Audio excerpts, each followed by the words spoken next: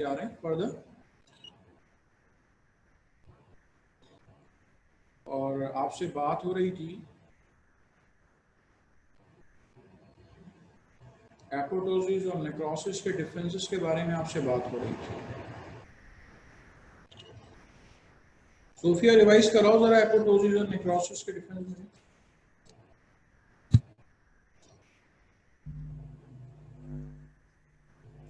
जी बेटा रिवाइज कराइए जरा। जी सर। सर आपको आवाज आ रही है? बुला रही। सर पहला डिफरेंस है कि apoptosis is programmed unprogrammed cell death, sorry programmed cell death, program cell. yes, and necrosis is unprogrammed cell death. ठीक है।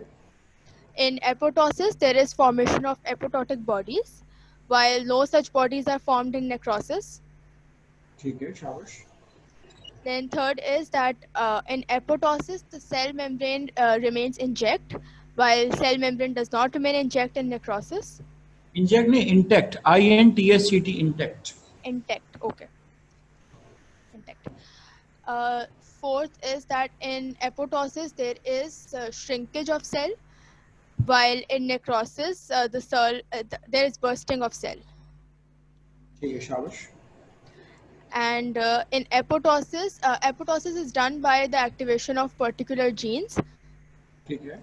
and necrosis is not done by activation of particular genes. Okay.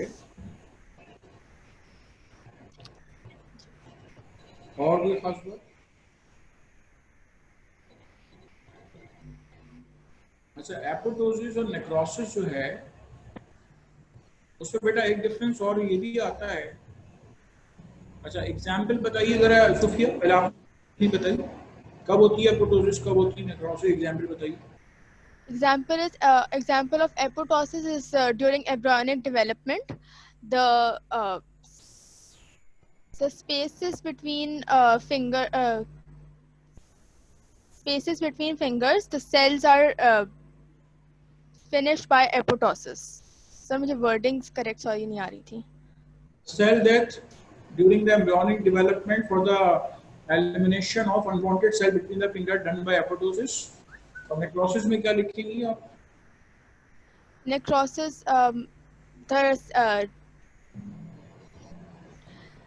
the death of heart cells during heart attack. ठीक है, cell death during myocardial infarction is done by what is done by necrosis। ठीक है, चले तो ये आपके पास apoptosis. अच्छा, एक डिफरेंस मैं आपको और बता दूं। वो डिफरेंस बताने से पहले मुझे आपने मुझे एक बात बतानी है सुफिया। इन्फ्लेमेशन की 5 फीचर्स होती हैं, वो 5 फीचर्स कौन सी होती हैं?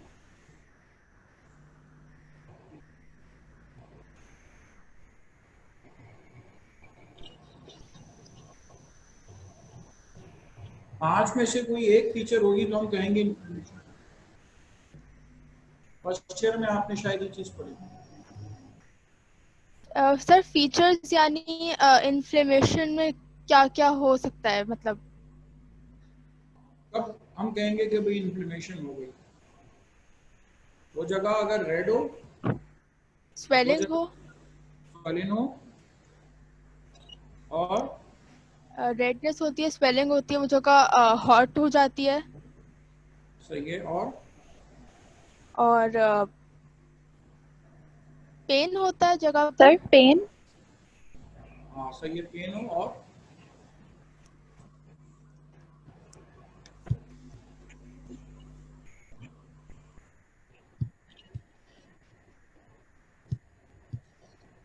पेन के अलावा और क्या फीचर है? जी, पेन के अलावा सुबह और क्या फीचर है? एक से बात हो रही है, एक ही से बात होती रहेगी। जी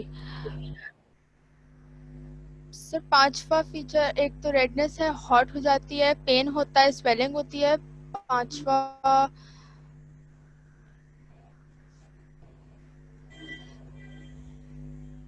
सर पांचवा याद नहीं आ रहा मुझे। पांचवा आप लोगों ने फंक्शन पढ़ा नहीं है, लॉस ऑफ फंक्शन हो गया, आपने 4 ही पढ़ी है। ठीक है। अच्छा, अब मुझे आपको मैंने ये चारों फीचर बेटा इसलिए रिवाइज करवाई है कि आपको ये बता सकूं कि apoptosis is not characterised by inflammation. while inflammation occurs in necrosis.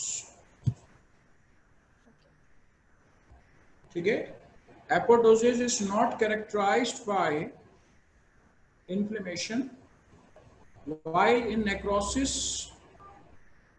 there is inflammation. While in necrosis there is inflammation. ठीक है, ये बेटा आपके पास फर्क है दोनों के अंदर।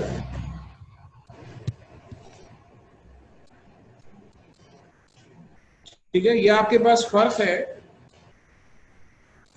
एपोटोसिस और नेक्रोसिस के अंदर। ठीक है, ये आपके पास एपोटोसिस और नेक्रोसिस के अंदर फर्क है। चलें, तो यहाँ पे बेटा एपोटोसिस और नेक्रोसिस खत्म हो गई है। पूरे चैप्टर में से कहीं से किसी ने कोई सवाल करना हो तो कर लीजिए। मैं आपको एक छोटी सी बात, मतलब एक डिस्कशन के अंदाज में बता रहा हूँ। आप में से जिन्होंने किताब की रीडिंग की होगी तो वो मेरी बात समझ भी जाएंगे और उनके जहन में ये भी बात होगी कि ये वाला पैराग्राफ सर ने हमें नहीं समझाया। ठीक है, तो वो भी बात आपकी मेरी पूरी हो जाएगी कि हाँ भाई ये बात आपको समझ में आ जाए। वो डिस्कशन के अंदाज में आपको बता रहा हूँ। किताब में बेटा एक लफ्ज आपको लिखा हुआ मिलेगा इसी चैप्टर के अंदर, वो है इंटरसेलुलर कपलिंग।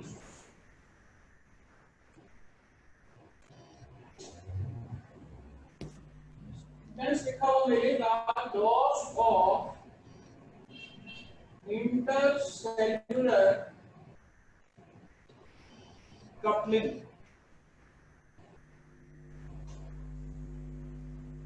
ठीक है बेटा, सेंटेंस लिखा हुआ मिलेगा आपको, लॉस ऑफ इंटरसेलुलर कपलिंग। ठीक है, कि इंटरसेलुलर कपलिंग जो है वो लॉस्ट हो जाती है।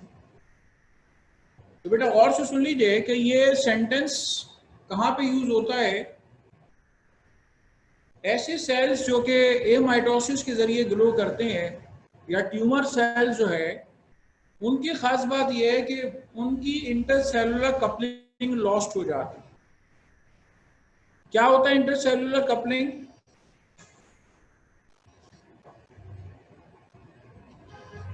देखिए, किसी जगह पर अगर हमारे हाथ में कहीं पर भी चोट लग जाती है और सेल्स डैमेज हो जाते हैं तो आपको ये बात पता है कि वहां पे नए सेल्स डिवाइड होते हैं। हमारी स्किन के सेल्स जो है वो डिवाइड होते हैं और जो गैप आता है बीच में, उस गैप को फिल करते हैं।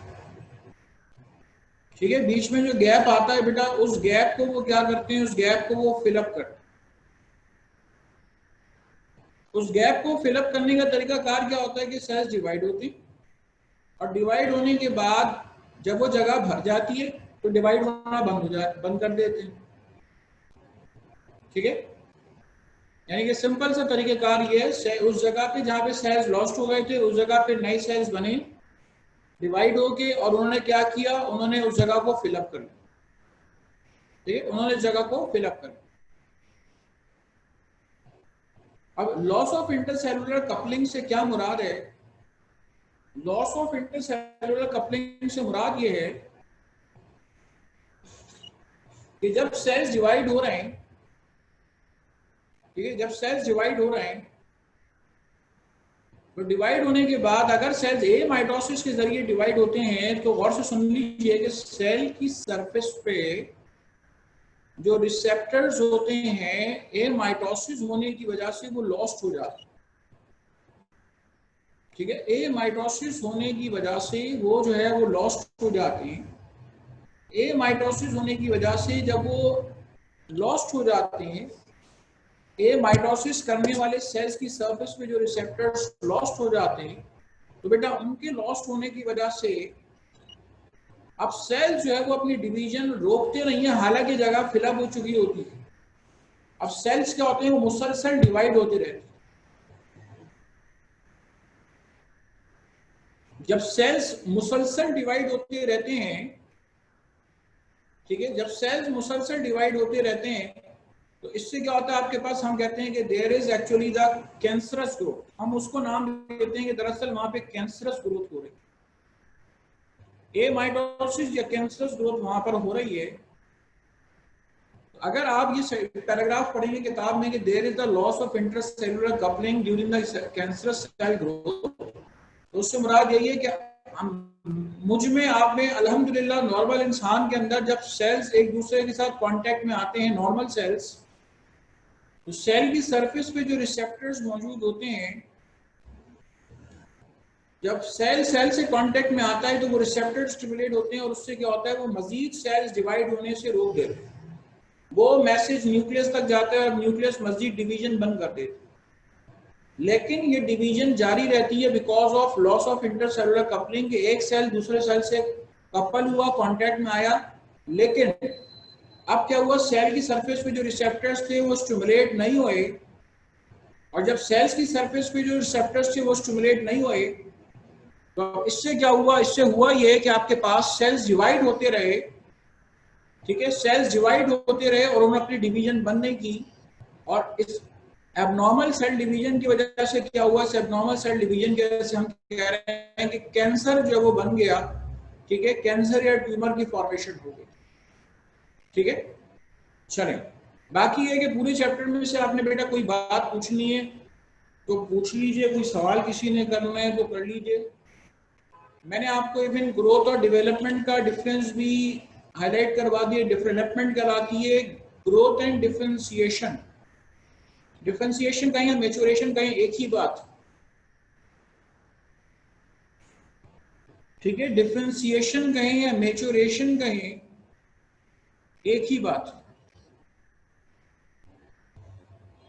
और ग्रोथ का मतलब आपको बता दिए, परमानेंट इंक्रीज इन नंबर और साइज ऑफ सेल्स, ठीक है। परमानेंट इंक्रीज इन नंबर और साइज ऑफ सेल्स क्या कहलाता है,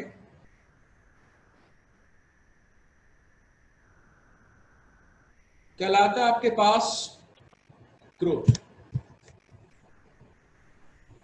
ये सवाल करेंगी बेटा आप? जी सर।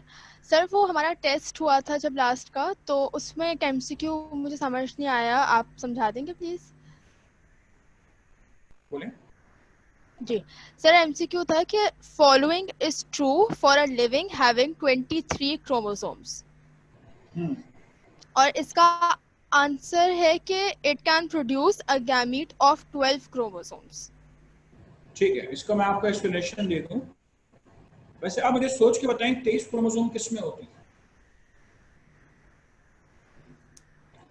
कौन सा इंडिविजुअल ऐसा है दुनिया में, कौन सा लिविंग ऑर्गेनिज्म ऐसा है जिसमें 23 क्रोमोसोम होते हैं? ग्रास हॉपर में होते हैं। जैसे आजकल जो टिड्डी दल ने हमला किया हुआ ना, लोकस्ट, इसके अंदर 23 क्रोमोसोम होते हैं।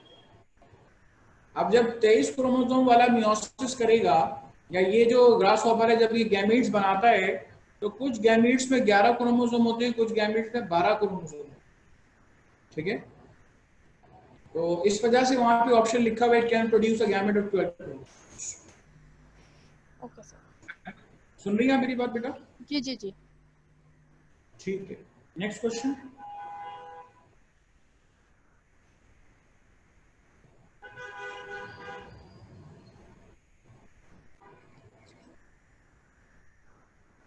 किसी और ने बेटा कोई सवाल करना है? मैं अगले चैप्टर की तरफ बढ़ूं। अगला चैप्टर है आपके पास क्रोमोसोम्स एंड डीएनए। चैप्टर को पढ़ के आपको लगेगा कि शायद पिछला ही चैप्टर कंटिन्यू हो गया है, ठीक है। अब मैं आपको कैरियोटाइपिंग बताने जा रहा हूँ। कैरियोटाइपिंग, क्रोमोसोम्स एंड डीएनए के चैप्टर में कैरियोटाइपिंग किसे कहते हैं? सवाल है किसी के ध्यान में? ठीक है, अगले चैप्टर की तरफ बढ़ो। बिस्मिल्लाहिर्रहमानिर्रहीम। अगला चैप्टर है आपके पास क्रोमोसोम्स एंड डीएनए, ठीक है। अगला चैप्टर है आपके पास क्रोमोसोम्स एंड डीएनए।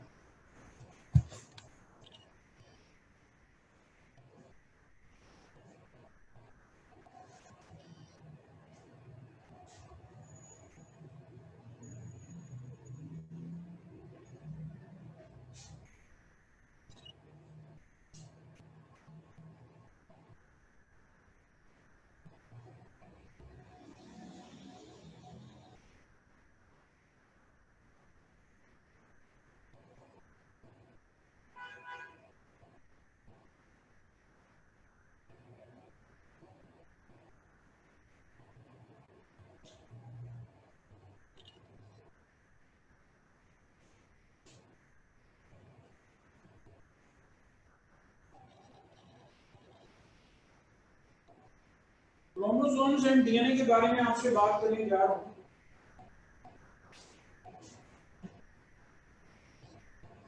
और सबसे पहला टॉपिक इसमें आपको बता रहा हूं कैरियोटाइपिंग।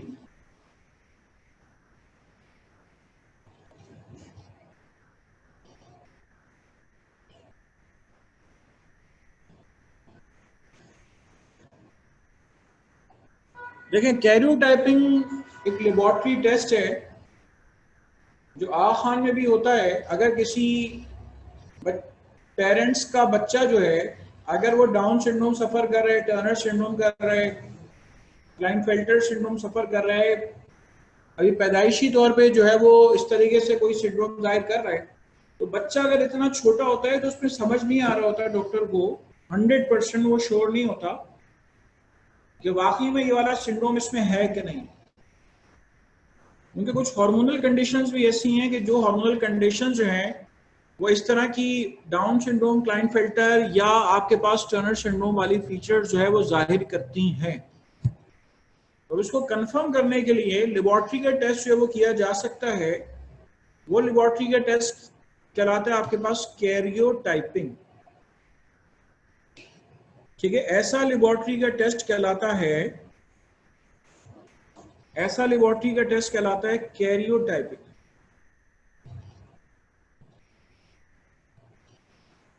अच्छा, कैरियोटाइपिंग जब करते हैं तो इससे और क्या पता चल सकता है? इससे क्रोमोसोम का कोई भी उसमें तादाद में फर्क हो या उसके स्ट्रक्चर में फर्क हो क्रोमोसोम के, वो पता लगाया जा सकता है। मैंने शायद आपको पीछे एक बात बताई थी, क्राइड्यूकैट। क्राइड्यूकैट मैंने आपको कंडीशन बताई थी, जहरा बताई थी, हाँ हाँ या नहीं में सरे लाओ, हाँ बताई थी। अच्छा, क्राइड्यूकैट जो है उसमें क्या होता है, आधा क्रोमोसोम जो है वो शॉर्ट आर्म जो है वो टूटा हुआ होता है। 5वें क्रोमोसोम का जो शॉर्ट आर्म होता है वो टूटा हुआ होता है। जब 5वें क्रोमोसोम का शॉर्ट आर्म टूटा हुआ होता है तो इससे क्या होता है, इससे ये होता है कि ये बच्चा जब रोता है तो रोने पे गुमान होता है कि शायद जो है वो आपके पास बिल्ली रो रही। ठीक है, रोने पे गुमान होता है कि शायद जो है वो बिल्ली रो रही।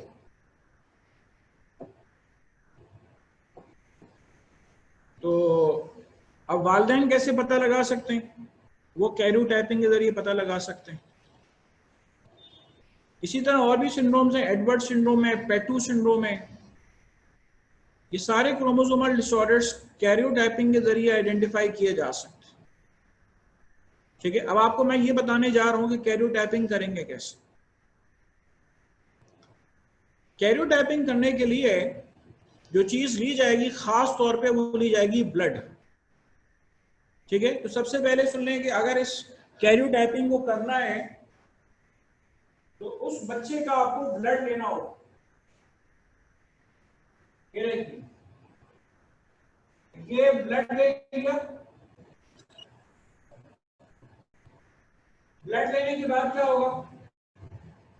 ब्लड लेने के बाद आपको इसमें से जो चीज चाहिए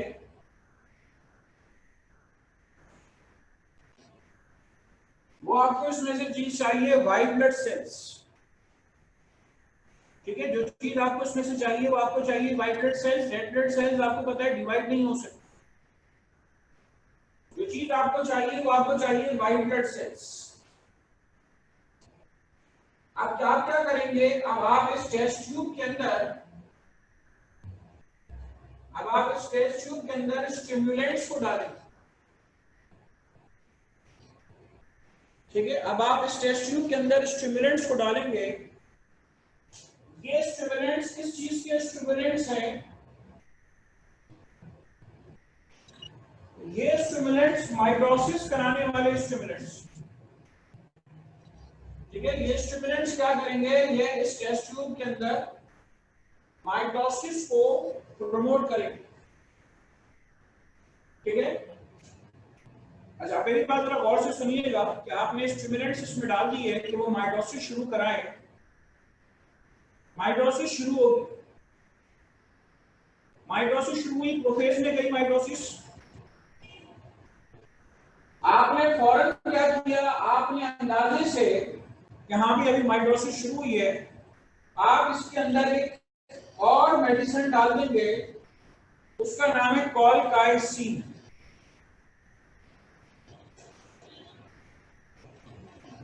आप इसके अंदर एक और मेडिसिन डाल देते हैं, वो मेडिसिन कहलाती है कॉलकाइसिन। मेडिसिन का ये ग्रुप जो है ये अल्कलॉइड ग्रुप्स के अंदर आता है। ठीक है, मेडिसिन का ये जो ग्रुप है ये अल्कलॉइड्स के अंदर आता है। तो आपने क्या किया, आपने जो है इसके अंदर स्टिमुलेंट्स डालने के बाद आपने इसके अंदर कॉलकाइसिन डाला। जब आपने इसके अंदर कॉलकाइसिन डाली है, ठीक है, जब आपने इसके अंदर कॉलकाइसिन डाली है तो गौर से सुन लीजिए कि अब माइटोसिस जो है वो स्टॉप हो जाए। ठीक है, इससे क्या होगा, आपके पास कॉलकाइसिन डालने पर माइटोसिस जो है वो स्टॉप हो जाएगी।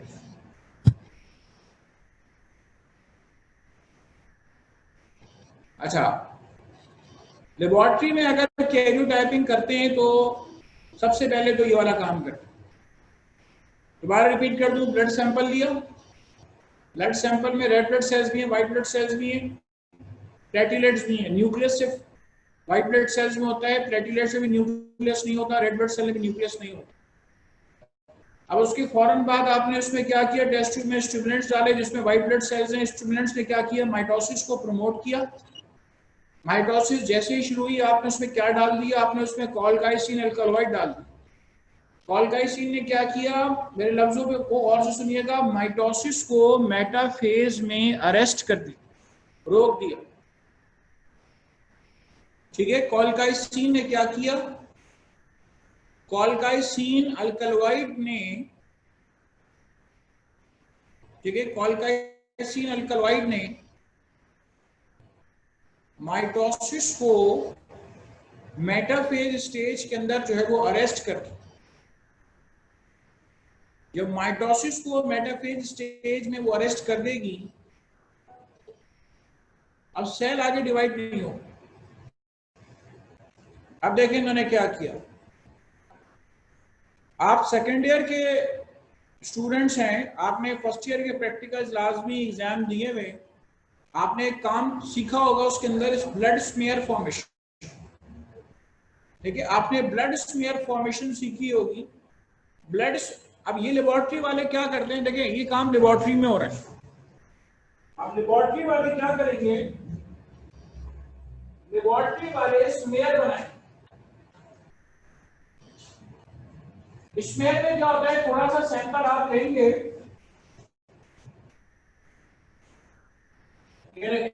थोड़ा सा आप ब्लड लेंगे, यहां से आप थोड़ा सा ब्लड लेंगे और दूसरी स्लाइड की मदद से,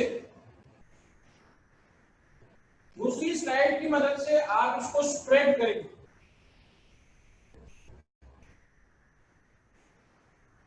जब दूसरी स्लाइड की मदद से, जब दूसरी स्लाइड की मदद से आप स्प्रेड करेंगे तो देखिए ये स्पेयर बन गया। ठीक है, इस तरीके से क्या हुआ, स्मेयर फॉर्मेशन हुआ।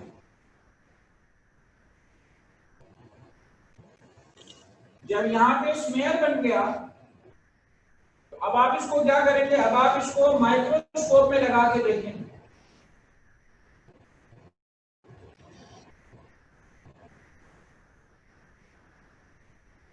ठीक है, अब आप इसको क्या करेंगे, अब आप इसको जो है माइक्रोस्कोप पे, इस स्लाइड को आप माइक्रोस्कोप पे लगा के देखेंगे। जब माइक्रोस्कोप पे लगा के देखेंगे तो देखिए आपको क्या नजर आएगा, और से सुनिए।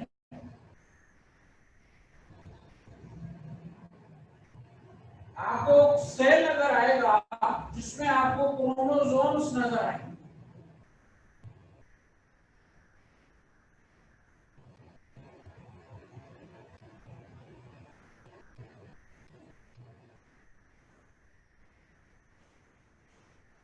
दोबारा सुन लीजिए, आपने उसका स्मेयर बनाया, स्मेयर किसे कहते हैं, एक थिन फिल्म को कहते हैं। ये व्हाइट ब्लड सेल्स जो कि डिवाइड कॉलकाइसिन अल्कलॉइड डले हुए हैं, आपने ड्रॉपर की मदद से एक ड्रॉप डाला कि उसके ऊपर, स्लाइड के ऊपर डाला, और दूसरी स्लाइड की मदद से उसको फैलाया ताकि एक थिन फिल्म बन जाए, उसको हम कहते हैं smear. Thin film of blood कहलाता है ब्लड स्मेयर। अब आपने उस स्लाइड को माइक्रोस्कोप पे लगा दिया, ठीक है। माइक्रोस्कोप अच्छे वाले आते हैं, बायनोक्यूलर माइक्रोस्कोप। उनकी खास बात ये है कि ये माइक्रोस्कोप जो है वो कंप्यूटर से कनेक्टेड होती है और प्रोजेक्टर से कनेक्टेड होती है। जिस तरह आप अपने कॉलेजेस में एक एक बच्चा आता है, माइक्रोस्कोप में देखता है और फिर आगे बढ़ जाता है, फिर दूसरा आता है, यूनिवर्सिटी लेवल पे क्या होता है कि ये जो माइक्रोस्कोप होते हैं, ये माइक्रोस्कोप प्रोजेक्टर से कनेक्टेड होते हैं। और वो जो माइक्रोस्कोप है वो प्रोजेक्टर माइक्रोस्कोप होता है, यानी कि जो भी स्लाइड में आपको नजर आएगा वो 100-200 स्टूडेंट्स जो पीछे बैठे हुए हैं वो सामने स्क्रीन पे उसको देख लेंगे। एक एक स्टूडेंट को आगे देखने की इंडिविजुअली जरूरत नहीं पड़ती।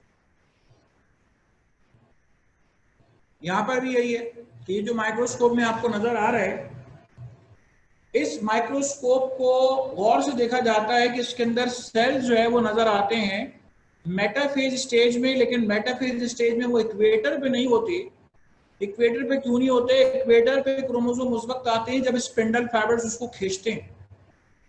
यहाँ पे खींचने की नौबत ही नहीं आई है, ठीक है, यहाँ पे खींचने की नौबत ही नहीं आई है। बल्कि क्या हुआ है आपके पास, यहाँ पे इक्वेटर पे खींचने की नौबत ही नहीं आई। यहाँ पे चूंकि कॉलकाइसिन अल्कलॉइड आपने डाला था, उस कॉलकाइसिन ने क्या किया, स्पिंडल फाइबर्स की फॉर्मेशन को ब्लॉक कर दिया। जब स्पिंडल फाइबर्स की फॉर्मेशन ब्लॉक हो जाएगी, तो स्पिंडल फाइबर्स की फॉर्मेशन ब्लॉक होने की वजह से क्या होगा, स्पिंडल फाइबर्स की फॉर्मेशन ब्लॉक होने की वजह से क्रोमोसोम अपने क्रोमैटिड्स की शक्ल में फैले हुए नजर आएंगे, जैसा कि मैंने सेल बनाया कोने में। ये क्रोमोसोम क्रोमैटिड्स की फॉर्म में है, ठीक है, और फैले हुए। अच्छा, अब आपने करना क्या है, ठीक है, अब आपने करना क्या, आपने करना ये है कि आपने जो है इसका प्रिंट आउट निकालना है। ये माइक्रोस्कोप कंप्यूटर से कनेक्टेड है, आपने एक प्रिंट आउट निकालना, हार्ड कॉपी निकालना। जो सेल सबसे अच्छा नजर आ रहा होगा, आपके जहन में आएगा सर वहां तो हजारों सेल होंगे, आपने तो एक ही सेल लिखा है।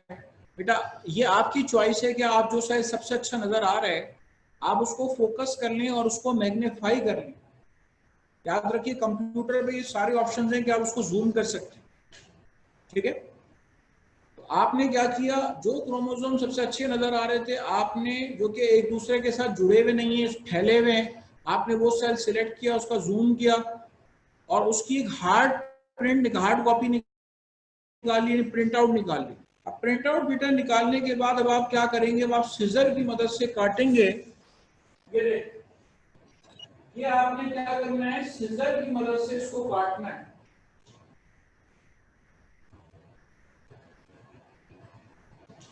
जब आप सीजर की मदद से इसको काटेंगे, ठीक है, जब आप सीजर की मदद से इसको काटेंगे, सीजर की मदद से इसको काटने के बाद आप क्या करेंगे, आप एक शीट बनाएंगे।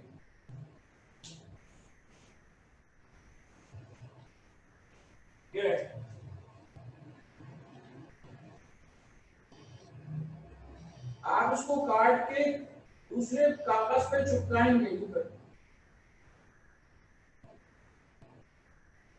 दूसरी शीट पे आप इसको चिपकाएंगे।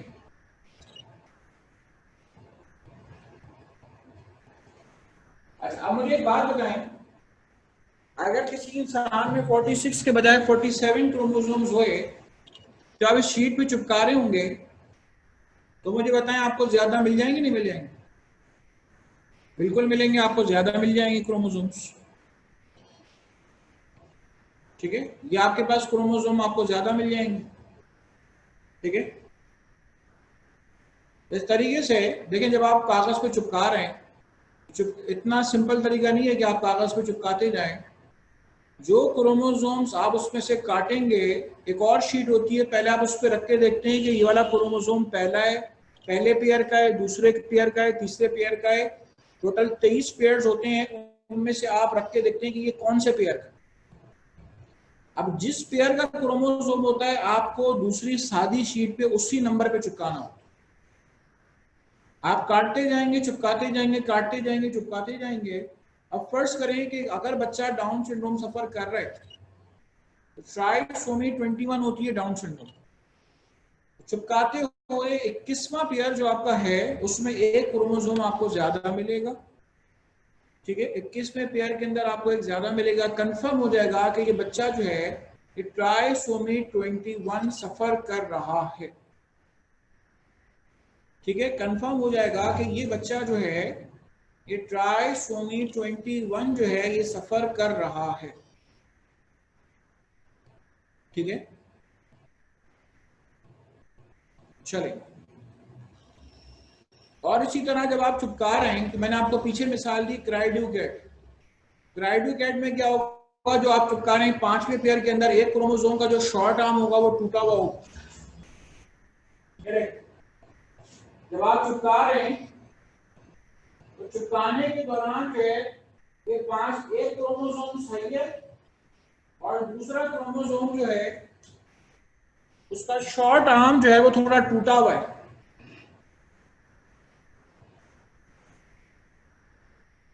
तो इससे क्रोमोसोम का अगर स्ट्रक्चर उसमें कोई डिफेक्ट होगा तो वही पता चल जाएगा, ठीक है।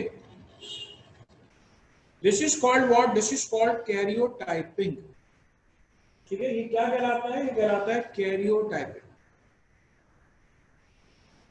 अपनी बात रिपीट कर दूं फिर से, व्हाइट ब्लड सेल्स में आपने स्टिमुलेंट्स डाले। स्टिमुलेंट्स क्या करेंगे, उस माइटोसिस को प्रमोट करेंगे और व्हाइट ब्लड सेल में माइटोसिस शुरू करा दें, ठीक है। व्हाइट ब्लड सेल्स में वो क्या करेंगे, माइटोसिस शुरू करा दें। उसके फौरन बाद आप क्या करेंगे, उसके फौरन बाद आप उसके अंदर जो है आप उसको माइटोसिस को स्टॉप करने के लिए कॉलकाइसिन एक अल्कलॉइड है वो आप डालेंगे। वो क्या करेगा, वो माइटोसिस को मेटाफेज स्टेज में अरेस्ट कर देगा। जब माइटोसिस मेटाफेज स्टेज में अरेस्ट हो जाएगी, ठीक है, रुक जाएगी। क्यों रुक गई, क्योंकि कॉलकाइसिन ने क्या किया, कॉलकाइसिन ने स्पिंडल फाइबर जो है उसकी फॉर्मेशन को ब्लॉक कर दी, ठीक है। स्पिंडल फाइबर्स जो है उसकी फॉर्मेशन को वो ब्लॉक कर देगी। जब स्पिंडल फाइबर्स की फॉर्मेशन ब्लॉक हो जाएगी, ठीक है, जब स्पिंडल फाइबर्स की फॉर्मेशन जो है वो ब्लॉक हो जाएगी, तो इससे क्या होगा, स्पिंडल फाइबर्स की फॉर्मेशन ब्लॉक होने की वजह से आपके पास, अब आप क्या करेंगे, अब आप उसमें से एक ड्रॉप जो है वो स्लाइड पे गिराएंगे, दूसरी स्लाइड की मदद से स्मेयर बनाएंगे, स्मेयर बन जाएगा। अब आप ये जो है ब्लड स्मेयर ये आप माइक्रोस्कोप पे रखेंगे। माइक्रोस्कोप में आपने ढूंढना है एक ऐसा सेल जिसके क्रोमोसोम एक दूसरे से अलग-अलग पड़े हुए। जो सेल सबसे अच्छा नजर आ रहा होगा आपने कंप्यूटर में उसको सिलेक्ट करके उसका प्रिंट आउट निकाल लेना है। आपने फिर कैंची की मदद से प्रिंट आउट को काटना है और एक एक क्रोमोसोम को चिपकाना है एक सादी शीट पे। सादी शीट पे रखने से पहले एक रेफरेंस शीट होती है, उससे साइज मेजर नापेंगे कि ये कौन से नंबर पे क्रोमोसोम है, उसी नंबर पे आप उसको स्टिक करेंगे सादी शीट। करते करते जब आप जो भी मसला है, बच्चे का टेस्ट कराया गया डाउन सिंड्रोम का तो 21वें पेयर में ज्यादा आएगा, टर्नर सिंड्रोम का टेस्ट कराया गया 23वें पेयर में कम आएगा, क्लाइनफेल्टर सिंड्रोम में तो 23वें पेयर के अंदर 2x और 1y क्रोमोसोम आएगा। क्राइड्यू कैट है तो 5वां पेयर जो है उसमें एक क्रोमोसोम टूटा हुआ मिलेगा। किसी को ल्यूकीमिया है, फर्स्ट ईयर में आपने ल्यूकीमिया का नाम सुना हुआ है, तो उसमें थोड़ा सा क्रोमोसोम का पार्ट एक्स्ट्रा होता है, 9 क्रोमोसोम का टूट के 22वें क्रोमोसोम पे आके लग जाता है, तो उससे साइज बड़ा हो जाता है 22वें क्रोमोसोम। तो ल्यूकीमिया भी इसके जरिए आइडेंटिफाई हो सकता है, ठीक है। This is called what, this is called karyotyping. मैं डेफिनेशन इसके बाद लिखूंगा बोर्ड पे, जो है वो मुझे जगह थोड़ी सी मिल जाए, आप इतना नोट कर लें, ठीक है। फिर उसके बाद कोई सवाल करना होगा तो मैं आपको इजाजत दूंगा कि आप सवाल करें, पहले आप जरा इसको नोट करें।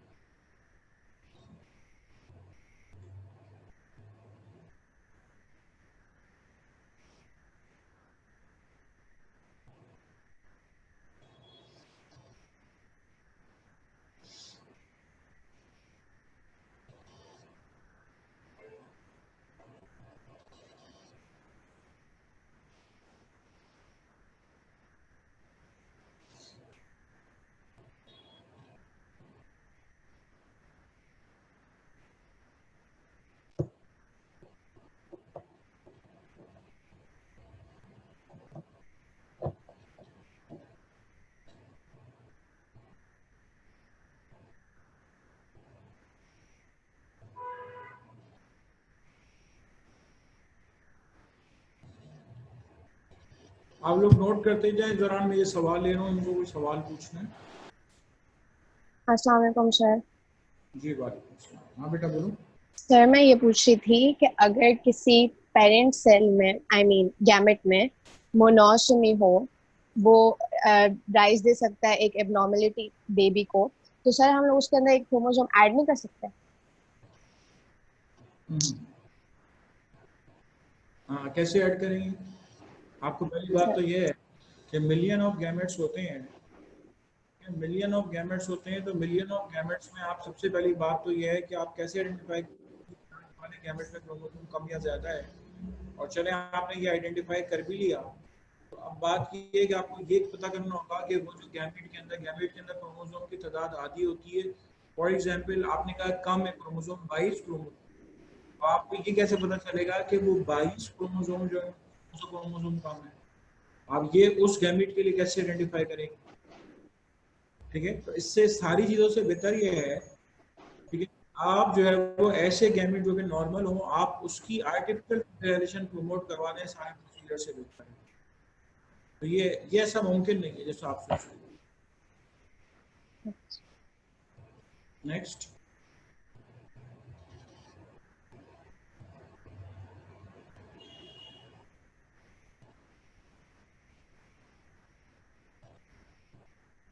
कोई और सवाल है किसी के जहन में तो हैंड रेस कर सकते हैं। मैं डेफिनेशन लिख रहा हूँ। The chromosomal constitution of a cell nucleus called karyotype. पहले एक दफा जबानी पढ़ रहा हूँ फिर बोर्ड पे लिखूंगा। द क्रोमोसोमल कॉन्स्टिट्यूशन, याद रखिए बेटा, कॉन्स्टिट्यूशन में क्रोमोसोम की तादाद भी आ जाती है और क्रोमोसोम का स्ट्रक्चर भी आ जाता है। The chromosomal constitution of a cell nucleus called karyotype and sorting. आप ये जो कागज पे चिपका रहे थे, आप सॉर्ट कर रहे थे, अरेंज कर रहे थे। Sorting of chromosome with respect to the length of chromosome and position of centromere। जब आप ये कागज पे चिपका रहे हैं तो जो लाइन है, लाइन पे जो चीज आप लगाते हैं वो उसका सेंट्रोमियर लगाते हैं। ठीक है, जो आप लाइन पे लगाते हैं बेटा वो आप सेंट्रोमियर लगाते हैं। Sorting of chromosome with respect to the length of chromosome and position of centromere called karyotyping. ठीक है, ये क्या कराएगा? ये कराएगा karyotyping.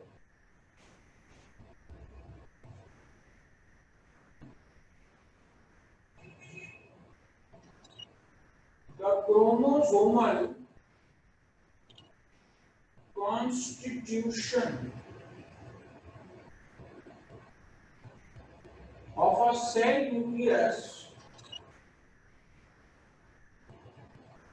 called karyotype and sorting of chromosomes with respect to length of chromosome and position of centromere called karyotyping। ठीक है, the chromosomal constitution of a cell nucleus called karyotype and sorting, arrange करना, and sorting of chromosome with respect to length of chromosome and position of centromere called karyotype। ठीक है, इसको हम karyotyping का नाम देते हैं।